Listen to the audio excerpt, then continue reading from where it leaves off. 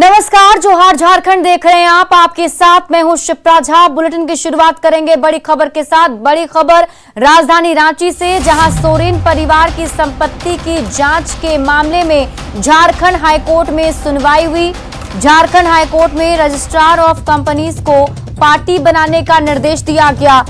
तो ये बड़ी खबर आपको बता रहे हैं। सोरेन परिवार की संपत्ति के जांच मामले से जुड़ी हुई मामले की झारखंड हाईकोर्ट में आज सुनवाई की गई है और इस रजिस्ट्रार ऑफ कंपनीज को पार्टी बनाने का निर्देश दिया गया है।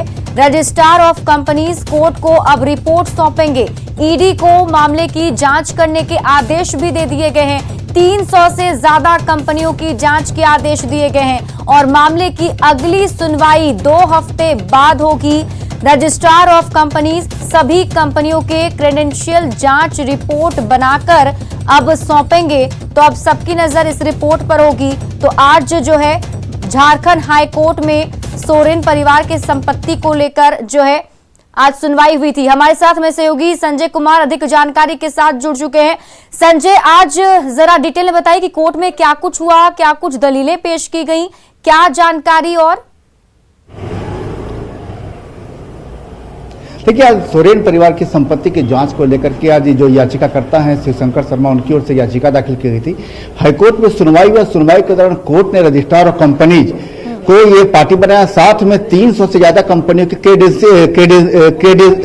क्रेडेंशियल रिपोर्ट, जो सत्यता जांच रिपोर्ट जो होती है, उसकी पूरी तरीके से जांच करने का जो आदेश दिया है कि पूरी तरीके से जांच रिपोर्ट बना करके कोर्ट को सौंपे। साथ ही ठीक यही आदेश दिया गया है ईडी को कि आप भी पैरेलली इसकी जांच पूरी कीजिए, 300 से ज्यादा जो कंपनियां हैं।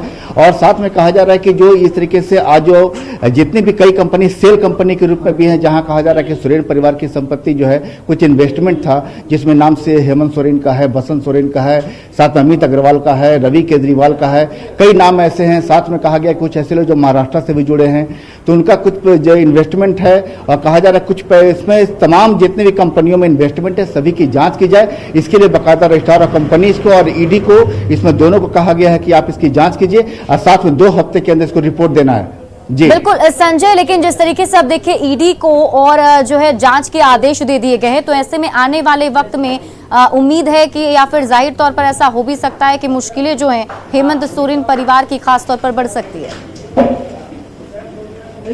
जी बिल्कुल। देखिए, जो भी जांच होगी क्रेडेंशियल रिपोर्ट पर होगी, यानी तमाम कंपनियां जो हैं उनका बैकग्राउंड पहले क्या रहा है, किस तरह का काम करती रही हैं, अब जो पैसा यहां से इन्वेस्ट होता रहा है वो किस रूप में इन्वेस्ट हुआ, तमाम चीजों की जांच होगी और ईडी तमाम चीजों की तह तक जाएगी। और दूसरी बात है कि इसमें हेमंत सोरेन का जो पहले टर्म में जो मुख्यमंत्री थे तभी इन कंपनियों का नाम आया था, जैसा कि याचिका में इसका जिक्र है। तमाम याचिका में इसमें भी इसके बात का भी जिक्र है कि इन्वेस्टमेंट किस रूप में हुआ है, कितना फायदा हुआ है, लाभ क्या है, तमाम चीजों की जांच अब ईडी करेगी, रजिस्ट्रार ऑफ कंपनीज करेगी और इसके बाद ही कुछ इसमें आ पाएगा। 2 हफ्ते के अंदर रिपोर्ट सौंपना है इसमें। जी संजय, जैसे कि आप बता पा रहे हैं कि अभी जो है जांच जो है आगे चलेगी, लेकिन जरा ये बताइए कि कौन कौन से खास तौर पर लोगों का नाम जो है इसमें शामिल है, अगर सोरेन परिवार की बात करें तो।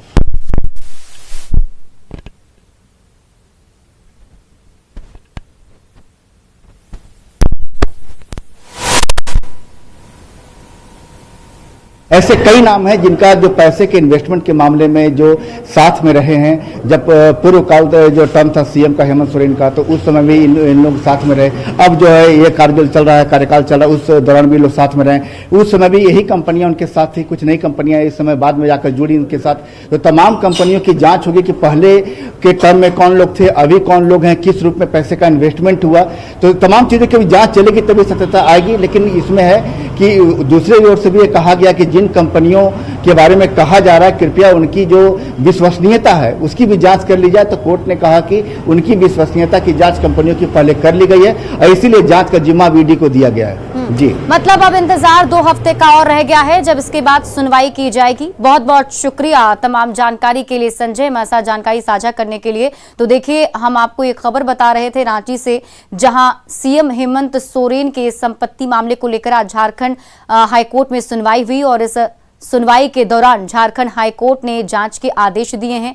अब यहां पर सोरेन परिवार की संपत्ति की जांच जो है वो चलेगी और रजिस्ट्रार ऑफ कंपनीज को पार्टी बनाने का निर्देश दिया गया है। इसके साथ ईडी को भी जांच के लिए कहा गया है और ये रिपोर्ट तैयार करके 2 हफ्ते बाद झारखंड हाई कोर्ट में फिर से रिपोर्ट को सौंपना होगा। और अब बात लालू प्रसाद को मिले ईद के गिफ्ट की। लालू प्रसाद को चारा घोटाले से जुड़े डोरंडा ट्रेजरी मामले में जमानत मिल गई है। मामला डोरंडा कोषागार से 139 करोड़ रुपए की निकासी का है। 1990 से 1995 के बीच डोरंडा कोषागार से 139 करोड़ रुपए की निकासी की गई थी। इस मामले में लालू प्रसाद को 5 साल की सजा हुई है। हाईकोर्ट में लालू प्रसाद ने आधी सजा पूरी करने की दलील दी थी, जिसे कोर्ट ने मान भी लिया है। लालू प्रसाद के वकील के मुताबिक 30 महीने की जगह लालू प्रसाद ने 42 महीने की सजा पूरी कर ली है। सजा अवधि के रिकॉर्ड को देखते हुए कोर्ट ने आरजेडी अध्यक्ष को जमानत दे दी। फिलहाल लालू प्रसाद खराब स्वास्थ्य की वजह से दिल्ली एम्स में इलाज करा रहे हैं। इसमें लिया था, वही प्ली इस केस में भी लिया था। टोटल करीब 42 महीना हमारा हो गया था इस केस में कस्टडी पीरियड। उसको कंसीडर करते हुए कोर्ट ने बेल ग्रांट किया। सीबीआई ने भी सीबीआई ने उसको अपोज किया कि आधा सेंटेंस नहीं हुआ है, पर कोर्ट ने इनके दलील को नहीं माना और हमारे दलील को मानते हुए सस्पेंशन। सर, इनका 42 महीना आपने जैसे बोला, हाफ सेंटेंसिंग कितनी जरूरत थी सर? 5 साल की सजा थी, 30 महीना की जरूरत है। 42 कर चुके। सर, अब कब तक उम्मीद की जा सकती है कि लालू प्रसाद यादव बाहर रहेंगे? ट्यूजडे वेडनेसडे तक बाहर।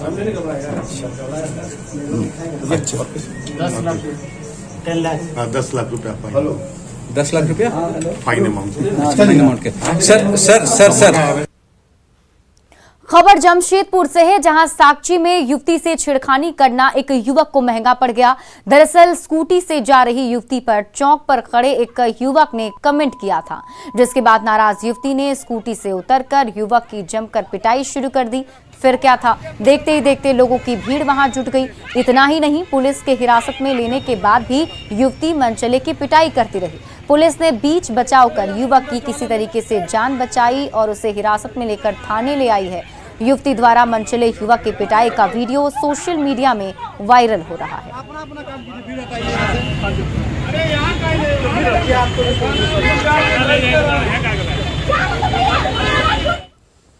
गोड्डा में सिनेमा हॉल चौक पर अवैध नजराना नहीं देने पर एक युवक के साथ मारपीट की गई। मारपीट की घटना सीसीटीवी में कैद हो गई है।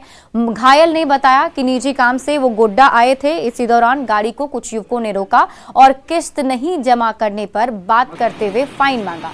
पैसे देने से इनकार करने पर युवकों ने नोकझोंक की और फिर मारपीट की। इधर पुलिस ने मामले में कार्रवाई करते हुए 2 युवक को हिरासत में लिया है। हमको 1-2 अज्ञात आदमी ने रोका, ठीक है, रोक के मतलब बोलता है आपका इंस्टॉलमेंट गिरा हुआ। मैंने फाइनेंसर से बात करवा दिया, तो मेरा सब कुछ अप टू डेट था। उसके बाद उसने मेरे साथ मिसबिहेव किया, गाली गलौज किया, धमकी दिया। उसके बाद मुझे मारा तलवार लेके, मतलब मेरे सर पे चोट, मतलब मुझे दौड़ा के मारा गया। मतलब मर्डर करने का इच्छा था उसको। गोड्डा में नहर चौक स्थित तिलक नगर में शादी समारोह के दौरान डांस को लेकर झड़प हुई। इसमें 6 से अधिक लोग घायल हो गए, जिनका सदर अस्पताल में इलाज चल रहा है। मिली जानकारी के मुताबिक बारात में डीजे की धुन पर डांस के दौरान विवाद शुरू हुआ था, जिसमें कुछ लोगों के बीच हल्की नोकझोंक हुई थी। इसके बाद मामला शांत कर दिया गया, लेकिन कुछ देर बाद दूसरे पक्ष ने बिना कुछ कहे मारपीट शुरू कर दी। वहीं शादी के दौरान डेकोरेशन के साथ ही गाड़ियों में भी तोड़फोड़ की गई। मामले की गंभीरता को देखते हुए नगर थाना पुलिस जांच में जुट गई है। साथ ही दोषियों की गिरफ्तारी के लिए प्रयास की जा रही है। तो रुपया क्षेत्र से बारात आया था और उसी में लोग कहीं ये में आपका डांस चलते जो प्रोसेसन था उसी में थोड़ा बहुत नौकझोंक हो गया। उसके बाद फिर 8-10 लड़का आके 2-4 जन को मारपीट हो गया।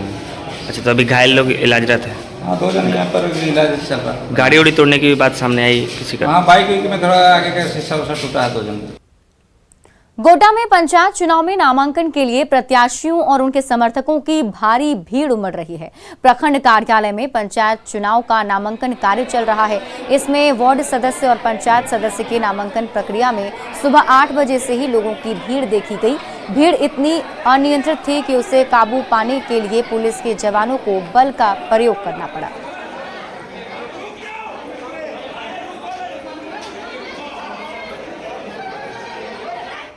झारखंड में तेजी से करवट लेती राजनीति ने मुख्यमंत्री हेमंत सोरेन की परेशानी बढ़ा दी है। खतियान के बाद खदान के मामले में घिरती हेमंत सोरेन सरकार इस राजनीतिक चक्रव्यूह को भेदने में जुट गई है। वहीं बीजेपी भी कोई मौका गंवाने को तैयार नहीं दिख रही। झारखंड के सियासी मैदान में क्या चल रहा है, देखिए इस रिपोर्ट में। हेमंत सोरेन सरकार को कोई खतरा है। सीएम हेमंत सोरेन चौतरफा घिर रहे हैं। क्या झारखंड में होगा सियासी उठापटक?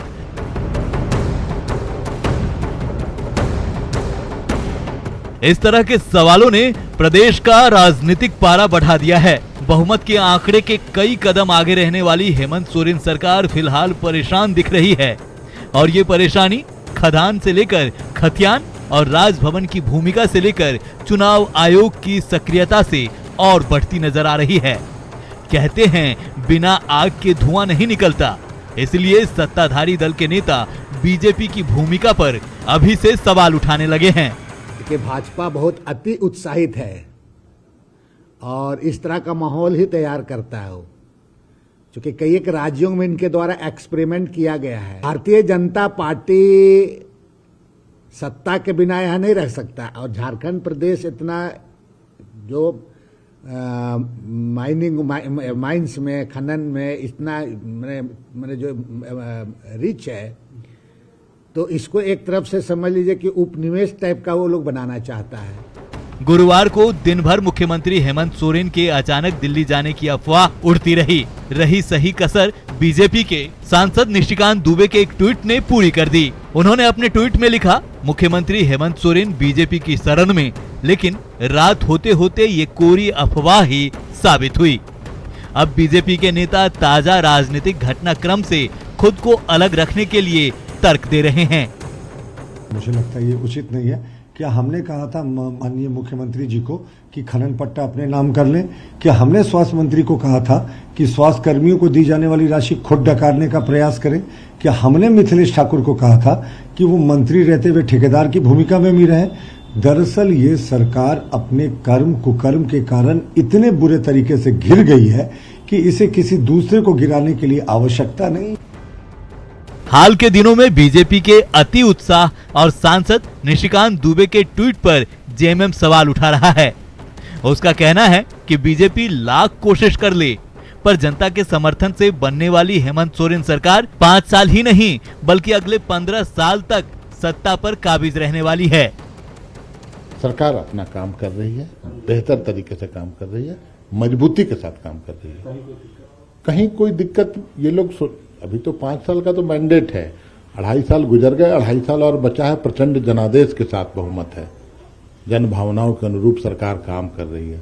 मैं इससे इतर हटकर बोलना चाहता हूं कि अगले 15 सालों तक कोई राजनीतिक वैकेंसी नहीं है झारखंड में। हेमंत सोरेन सरकार फिलहाल चौतरफा लड़ाई में घिरती हुई नजर आ रही है। खदान लीज मामले में राजभवन, चुनाव आयोग और हाई कोर्ट के समक्ष सरकार को स्थिति स्पष्ट करनी है, जबकि खतियान के मामले में राज्य की आम जनता के बीच सरकार को अपना स्टैंड साफ करना है। ये सब कुछ राज्य सरकार के लिए जितना आसान दिखता है उतना शायद आसान भी नहीं, लेकिन इस बात को नहीं भूल सकते कि कई मौकों पर हेमंत सोरेन ने खुद को साबित करने में सफलता पाई है।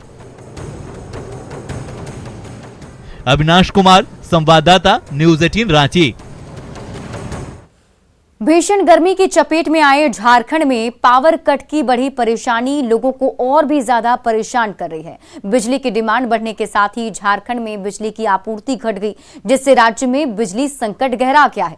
राज्य में बिजली की मांग और आपूर्ति में 400 से 450 मेगावाट के अंतर से लोड शेडिंग की मार पड़ रही है। शहरों में औसतन 19 घंटे और ग्रामीण इलाकों में 16 से 17 घंटे की आपूर्ति से जनजीवन प्रभावित हो गया है।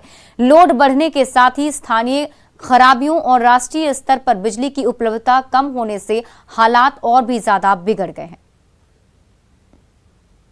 झारखंड में जारी बिजली संकट को लेकर राजनीति बयानबाजी भी शुरू हो गई है।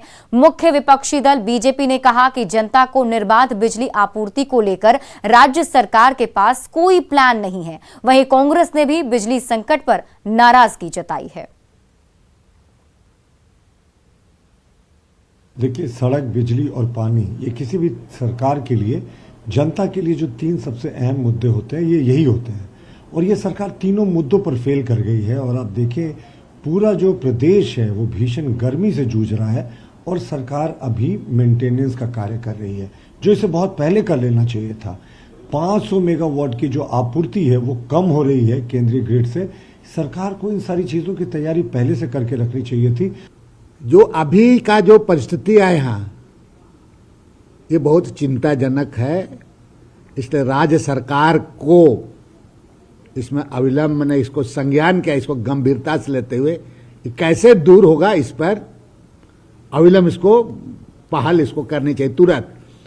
मैंने इसके लिए अगर उच्च स्तरीय जैसे भी करना है राज्य सरकार को इस पर, चूंकि विभाग तो माननीय मुख्यमंत्री जी के पास ही है, और क्यों ऐसा हो रहा है पूरा गांव में घूमिएगा, पूरा स्थिति पूरा पेड़ के नीचे लोग दिन में रहते हैं, पूरा रात को सोने चले जा रहे हैं पेड़ के नीचे में, स्थिति इतना भयावह हो गया है। झारखंड में एक तरफ तेजी से तापमान में वृद्धि हो रही है तो दूसरी तरफ बिजली की आंख मिचौली जारी है। राजधानी रांची के लोग बिजली कटौती की मार से बेहाल हैं। कोई बिजली ना होने से पानी की समस्या से जूझ रहा है तो कोई बच्चों के ना पढ़ने को लेकर परेशान है। हर बार गर्मी के आते ही बिजली संकट गहराने लगती है। बहुत दिक्कत हो रहा है, घंटों घंटों लाइट कटता है। दूसरी बात है कि वोल्टेज थोड़ा कम बेसी होता है तो उसमें भी लाइट भी देता है तो वोल्टेज भी नहीं रहता है ना। हाँ, गर्मी से ऐसा हो रहा है, गर्मी से। उधर कुछ ठीक था नहीं, बिजली का प्रॉब्लम तो है, उसमें कोई अच्छी नहीं है। क्या कि रात में 2-2 घंटा बिजली कटता है। गर्मी में आदमी की हालत क्या होगा नहीं होगा तो आप जान ही रहे। बिजली का समस्या तो है, 12 घंटा में 4 घंटा लाइट देता है, कभी 2 घंटा कट जाता है, कभी 3 घंटा कट जाता है। और गर्मी ऐसा पड़ रही है कि हम लोग पानी के लिए, नहाने धोने के लिए भी हम लोग परेशान हो जाते हैं। वो गर्मी से बच्चे बाहर सो रहे हैं, रोड में आ रहे हैं। बताइए अगर इस तरह से रोड में बच्चे सोएंगे तो बिजली किस काम की है। गर्मियों से दिक्कत होने लगता है, रहने के लिए साधन नहीं, पानी की सब प्रॉब्लम हो जाता है। खासकर बच्चा लोग का पढ़ाई का भी मार खाता है। एक तो गर्मी से भी आदमी परेशान रहता है। लाइट नहीं रहेगा तो पानी भी नहीं मिलेगा, मोटर नहीं चलेगा। बिजली बार बार कटते रहता है, अब पढ़ाई लिखाई हो भी नहीं करता है, बच्चा लोग कैसे पढ़ेगा। आना का नहीं करता तो लाइट रहेगा तभी नहीं पढ़ेगा। बोकारो में भी बिजली की समस्या से लोगों को दो चार होना पड़ रहा है। बिजली की समस्या को लेकर आम लोगों से बात की हमारे संवाददाता मृत्युंजय कुमार ने। बिजली की समस्या से पूरा झारखंड परेशान है और चास बोकारो के लोग भी परेशान हैं। लगातार बिजली कटौती से लोगों को दो चार होना पड़ रहा है। लोग बच्चों को स्कूल भेजने में, घर के जो दिनचर्या के काम हैं उनको करने में काफी परेशानी का सामना करना पड़ता है। आइए हम बात करते हैं कुछ लोगों से कि आखिर इनकी परेशानी है। ये तो गर्मी आती है, बिजली की पूर्ण व्यवस्था लागू हो जाती है, लचर पचर पूरा व्यवस्था है, लाइन रहता ही नहीं है। केवल लाइन के नाम पर टंकी जिसको कंप्लेन करते हैं बोलता है कि क्या करें, ऊपर से बिजली कटौती हो रही है। और शाम को एकदम शाम होते ही लाइन गुल हो जाता है। बच्चों का पढ़ने के समय बिजली रहती ही नहीं है। रात में 4 बार 5 बार बिजली कटती है। लोग गर्मी से परेशान है, सुबह पानी नहीं भर पाते टंकी में। परेशानी है बहुत सारे, वही बिजली लेकर के बाल बच्चा पढ़ने लिखने के टाइम पर बिजली नहीं रहती है, रात को लाइन कटती है और आती है। कोई इसका गार्जियन नहीं है कि किस ढंग से आदमी जिएगा, बाल बच्चा सो नहीं पाता है। बिजली लेकर परेशान है कि लाइट कहीं पूरा ठीक से रहता नहीं है। परेशानी इसमें बिजली का ही हो रहा ज़्यादा है ना। कोई टाइम पर जब नहीं मिलता है, स्ट्रीट लाइट में मानी एक्सीडेंट होने का ज़्यादा चांस रहता है। और बिजली ऐसे है ना, मोटा मोटी ठीक है लेकिन फिर भी उतना अच्छा नहीं जितना होना चाहिए। बिजली के लिए तो बहुत समस्या है। हम लोग काम धंधे वाला आदमी है, जब काम चालू करते हैं तो उस समय बिजली चले जाता है। बच्चों लोग को पढ़ाई के लिए ही, बच्चों लोग को पढ़ाई के टाइम में ही बिजली गुल रहता है। शाम के ज़्यादातर शाम के भी और दिन में। दिनचर्या का काम करने में कितना प्रॉब्लम होता है? बहुत प्रॉब्लम होता है। देखिए, जिस प्रकार से बिजली को लेकर परेशानी है, लोगों का कहना है कि बिजली से हम काफ़ी परेशान हैं और सरकार को इस पर ध्यान देना चाहिए। मृत्युंजय कुमार, न्यूज़ 18 बोकारो। और फिलहाल इस बुलेटिन में अभी के लिए बस इतना ही, लेकिन न्यूज़ 18 बिहार झारखंड पर खबरों का सिलसिला लगातार जारी है।